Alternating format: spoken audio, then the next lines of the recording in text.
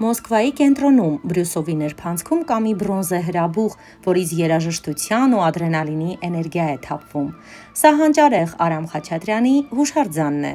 Բայց ինչու հենց Բրյուսովի ներփանցքում։ Պատահական ոչինչ չկա։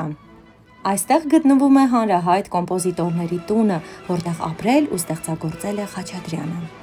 Այս շենքի պատերը հիշում են նրա ամեն մի քայլը։ Ու հենց այս տան հետ է կապված մի անհավանական պատմություն։ Խաչատրյանն աշխատելիս այնքան էմոցիոնալ էր, այնպես էր հարվածում դաշնամուրի ստեղներին ու ոտքով խփում հատակին, որ ներքևի հարևանը, մեկ այլ հայտնի կոմպոզիտոր Դմիտրի Կաբալևսկին, հաճախ ստիպված է լինում ավելով խփել առաստաղին, որ Արամ Խաչատրյանին մի փոքր հանդարտեցնի։ Խաչատրյանն էլ վերևից կատակով բղավում էր. «Դիմա, չխանգարես, հանճարեղ միտք է ծնվում»։ Ու հիմա նայեք այս արձանին։ Քանդակագործ Գեորգի Ֆրանգուլյանը կարծես հենց այդ պահին է կերտել։ Նա հրաժարվեց կոմպոզիտորին պատկերել ձանձրալի դասական դիրքով։ Խաչատրյանը ստեղծագործական էքստազի մեջ է։ Տեղադրման օրը 2006 թվականի հոկտեմբերի 31-ին Մոսկվայում իսկական տոն էր։ Երկու երկրների նախագահների մշակույթի մեծերի ներկայությամբ, երբ վարագույրը ընկավ, հնչեց Սպարտակ բալետի հզոր ակորդները։